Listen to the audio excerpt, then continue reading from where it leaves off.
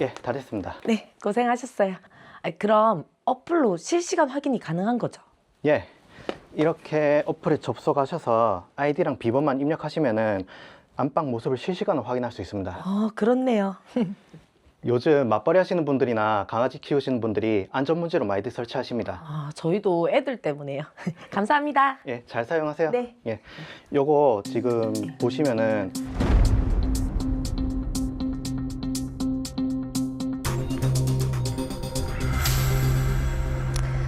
어제도 별일 없었겠지.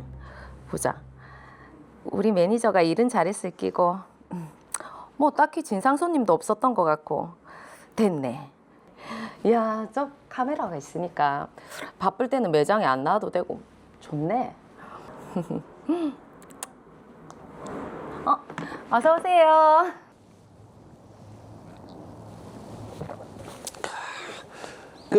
니 요즘 인터넷 설치하러 안 다니나? 인터넷 말고 홈캠 얼마 전에도 갔다 왔지. 오늘 휴가다. 오, 직장 좋은데? 좋으면 뭐하노. 돈이 안 되는데. 아이고, 월급이 너무 적어서 고민이다. 그래? 야, 근데 니는 언제 취직할 낀데 부모님한테 계속 손 벌리는 거 부끄럽지도 않나? 아이, 뭐, 나도 다 생각이 있다. 무슨 생각? 니도 돈 벌어야 되니까 나랑 같이 해볼래? 뭔데?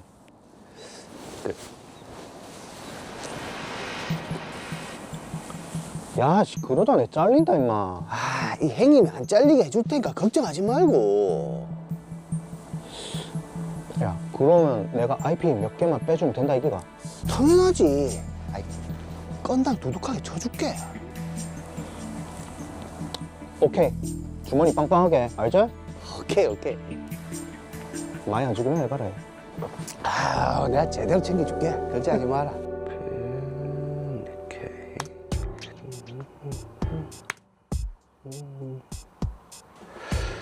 네일샵이랑 집 홈캠 해킹해서 확보한 영상을 AI로 좀 보정해서 영상 만들면 야, 아이씨, 아이 걸릴 수도 있는데 해외 사이트에 올려서 팔아야 되겠다. 보자. 이 요즘은 일반인들의 자연스러운 영상을 좋아하니까 돈은 좀 되겠지.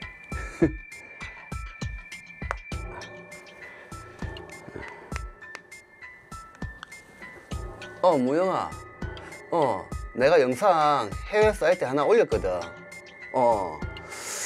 아마 조만간 돈 들어온 대로 내가 보내줄게.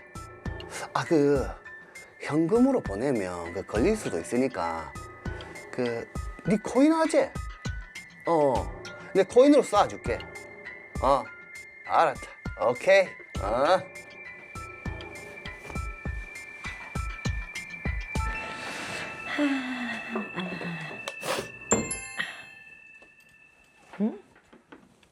미라가 이 시간에 무슨 일이고? 뭐? 해외 성인물에 내가 나온다고? 아니 이게 무슨 말도 안 되는 개뼈떡 같은 소리고. 이게 뭐고? 이거 우리 집이잖아. 설마.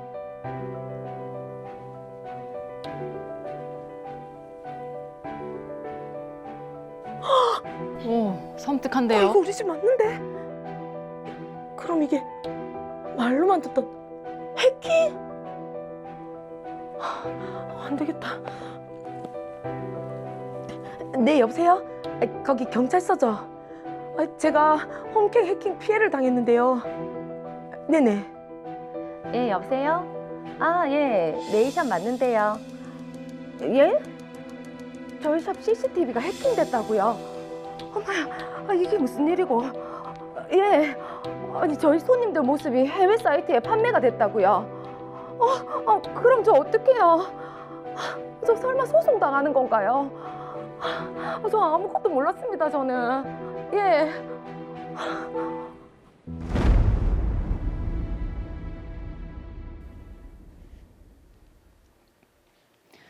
네, 홈캠이 해킹이 되면서 지금 두 사람 모두 사생활 유출 피해를 입었습니다. 어우, 섬뜩하네요. 이야, 와 진짜 이제 정말 그 개인 공간이라는 게 없네요. 그러니까요. 특히 박수현 사장님 같은 경우에는 네일샵에 설치된 홈캠 영상이 유출이 된 거니까, 그러니까 손님들의 그 모습이 그대로 유출된 거니까 네. 이게 손해배상이 막대하겠는데요. 네, 맞습니다. 그렇기 때문에 좀 빠른 해결이 필요할 것 같은데요. 자, 박보영 변호사님. 자, 지금 홈캠 해킹 사건. 어우, 지금 사안이 꽤 심각한 것 같습니다. 네, IP 카메라는 자녀나 노인, 반려동물의 안전 상태를 살피거나 범죄를 예방하는 목적 등으로 가정이나 사업장에 널리 사용되고 있고 일명 홈캠으로 불립니다. 인터넷망에 연결돼 영상을 실시간 송출하는 방식으로 외부 접속이 차단된 폐쇄로, 즉 CCTV보다 설치가 간단하고 저렴하지만 보안에는 더 취약한 단점이 있어 해킹 피해가 쉽게 발생하고 있습니다. 네, 그러니까요. 보안에게 취약해서 범죄에 쉽게 노출된다고 하니까 무섭습니다. 사용자들은 기능의 편의성, 가격의 합리성, 화질 등에 대한 관심이 있을 뿐 보안의 취약성에 대해서는 깊게 생각하지 못한 채 구매해서 사용하고 있습니다. 네. 범죄자들은 바로 이 점을 노리고 있는데요. 특히 해킹된 카메라들은 아이디, 비밀번호가 동일 글자의 단순한 반복, 000 등 숫자나 문자의 순차적 배열 등으로 설정된 경우가 많았습니다. 사실상 보안 문제에 대해서는 무방비로 노출된 상태라고 볼 수 있습니다. 그러네요. 최근에 또 뉴스를 보니까 이 홈캠을 해킹한 사람들 중에 IT 전문가가 아니라 일반 직장인들도 있더라고요. 아니 예. 그 정도로 이 해킹이 쉽습니까? 예, 그렇습니다.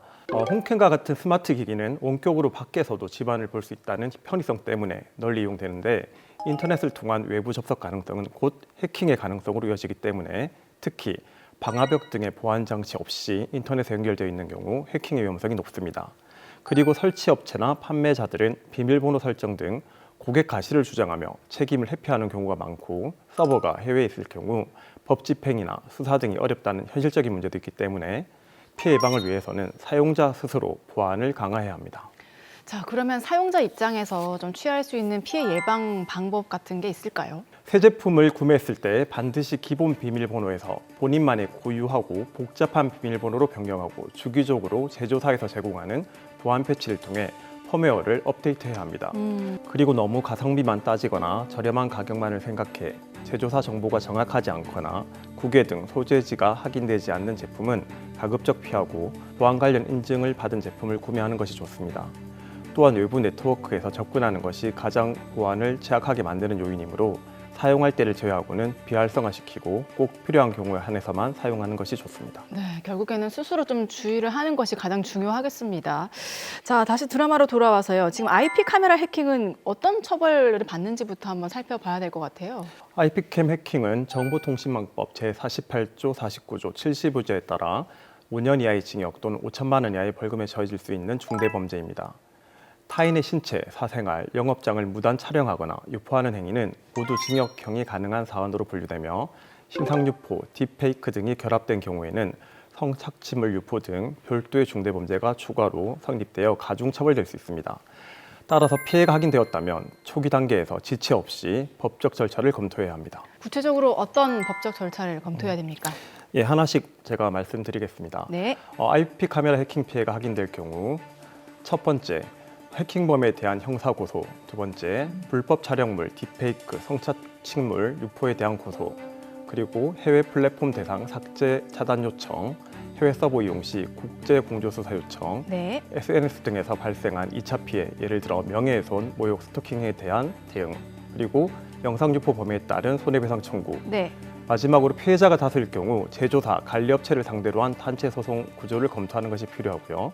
해킹 피해는 하루가 지날 때마다 유포되는 범위가 기하급수적으로 확대되는 특성을 가지고 있기 때문에 개별 절차를 순차적으로 진행하는 방식보다는 동시에 여러 조치를 병행하는 것이 구조적 대응이 필요합니다. 네. 이야, 이게 지금 보니까 이걸 동시에 대응하기가 쉽지가 않겠네. 그럼 이 사건에서는 박수현, 신정은 씨가 형사고소부터 일단 먼저 해야 되겠네요. 예, 맞습니다. 추가적인 피해 방지를 위해서라도 즉시 경찰에 피해 신고를 하고 영상 삭제, 유포 금지를 요청해야 합니다. 다만 해외 사이트에 공유된 영상을 누가 얼마나 다운로드했는지, 유포되었는지를 알 수 없기 때문에 박수현 씨, 신정은 씨는 어떤 영상이 유출되었는지 상당히 불안감을 느낄 수밖에 없는 것이 현실입니다. 맞습니다. 더구나 해킹 영상 중 개인의 은밀한 사생활, 특히 성적인 부분만 별도로 편집하거나 AI로 가공해서 성착취 영상으로 제작하여 돈벌이 수단으로 사용하는 경우에는 피해자나 그 가족이 받는 충격은 상상을 초월할 수 있습니다. 자, 그러니까요. 변호사님 말씀을 들어보니까 지금 해킹 그 자체보다 그 영상물을 좀 이용하고 가공해서 성착취물을 만들고 판매하는 이 2차 범죄가 좀 더 좀 무서운 것 같습니다. 네, 굉장히 심각한 문제죠. 예. 해킹의 목적이 단순 개인정보 탈취에 있기보다는 해킹한 영상을 돈벌이 수단으로 만들어 피해자의 의사와 관계없이 내밀한 사생활을 불특정 다수의 왜곡된 쾌락의 수단으로 제공하고 있다는 점입니다. 실제 최근 경찰은 가정집과 사업장 등에 설치된 IP 카메라 12만여 대를 해킹해 성착취물을 제작, 판매한 피해자 4명을 검거해서 그중 3명을 구속 기소했는데 범인들은 해킹에 만든 성착취물 영상을 해외 사이트에 판매하여 수천만 원의 범죄 수익을 벌었는데 막상 잡고 보니 범죄 수익은 이미 다 쓰고 남아있지 않았다고 합니다. 자, 지금 2차 피해가 염려되기 때문에 피해자들에 대한 보호 조치도 좀 필요할 것 같은데요. 어떻습니까? 네, 매우 중요한 문제인데요. 해킹 범죄 피해를 신고받은 경찰은 수사 과정에서 확인된 피해 장소에 직접 방문하거나 네. 전화 또는 우편을 통해 피해 사실을 통지하고 비밀번호 변경 등을 안내하고 있고 피해 상담, 불법 촬영 등 성착취물에 대한 삭제, 차단 지원, 디지털 성범죄 피해자 지원센터 연계 등을 하고 있습니다. 그리고 방송미디어통신심의위원회에서 불법 영상 공유 사이트 접속 차단을 요청했고 외국 법 집행기관과 협력해 사이트 폐쇄를 추진 중이며 외국 수사기관과 사이트 운영자에 대한 공조 수사를 벌이고 있습니다. 또한 이 사이트를 통해 성착취물을 구매, 시청한 3명도 검거해서 수사 중인데 영상물을 시청, 소지한 행위도 중대범죄로 판단해 적극 수사하겠다는 것이 경찰의 방침입니다. 그러면 이 사건의 범인인 김무영, 유성준 씨 같은 경우 범인으로 검거가 된다면 아까 5년이야 5천만 원이야 였던 것 같은데 이 어느 정도 처벌 수위가 나올까요?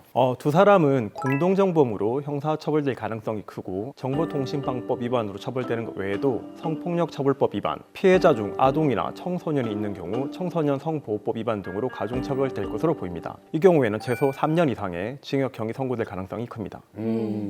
자, 그리고 지금 박수현 씨 같은 경우에는 업장, 이제 운영하는 네일샵에서 피해를 받기 때문에 조금 더 강력한 조치가 필요할 것 같은데요. 네, 아무래도 영업장에서 해킹 피해가 발생한 경우 업장을 이용한 불특정 다수의 고객에 대한 피해가 초과되기 때문에 네. 피해 규모가 클 수밖에 없습니다.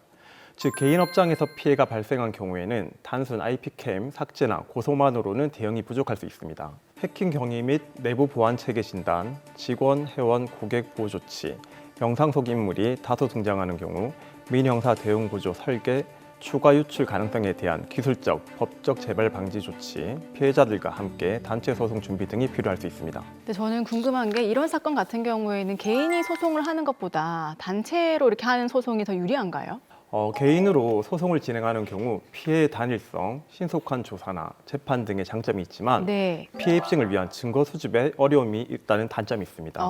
반면에 단체 소송의 경우 증거 수집의 용이성, 피해의 대규모성, 사태의 심각성 등을 수사기관이나 법원에 어필할 수 있는 장점은 있으나 소송의 장기화, 피해 상황의 개별성 등이 단점으로 작용할 수 있어 개인 소송이나 단체 소송이 일률적으로 유리하다, 불리하다고 섣불리 판단하기는 어렵고 네. 각 사안마다 다 개별적으로 판단해야 될 것 같습니다.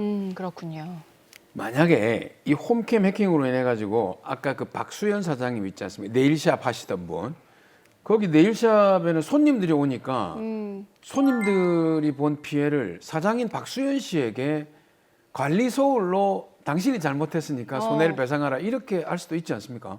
예, 충분히 그럴 수 있습니다. 만약 고객이 자신의 얼굴이나 신상 정보가 유출되고 그로 인해 AI를 이용한 성착취물 딥페이크 영상의 피해자가 되거나 금융사기 등의 피해자가 되는 경우 고객이 박수현 씨 업장에서 개인정보 관리를 보안이 취약한 IP 카메라를 이용했기 때문에 발생한 것이라고 입증하게 된다면 고객은 박수현 씨에게 그에 따른 민사상 손해배상 청구를 할 여지가 충분합니다. 네, 홈캠 요즘 참 누구나 쉽게도 구입하고 설치해서 사용하곤 하는데 이 IP 카메라의 배신이 정말 심각하게 다가오는 그런 사건인 것 같습니다. 그러네요. 아까 변호사님께서 또 여러 가지 또 사안을 말씀해 주셨잖아요. 비밀번호를 바꾼다든지 너무 가성비만 따지는 또 홈캠을 사지 않는다든지. 그렇죠. 네, 이런 방법으로 스스로도 조심을 하셔야 될 것 같아요. 자, 이 사건 마무리해 보겠습니다. 마지막으로 시청자분들께도 당부할 말씀 해주시죠. 네, IT 기술의 발달은 삶의 편리함과 효용성을 높여주긴 하지만 자신도 모르는 순간에 해킹의 피해와 같이 언제 어디서 어떤 피해가 발생했는지조차 모르게 피해가 발생할 수 있는 위험이 항상 공존합니다. 결국 1차 피해 예방은 스스로 보안에 대한 경각심을 가지고 높은 보안 등급을 유지할 수 있는 습관이 있어야 합니다.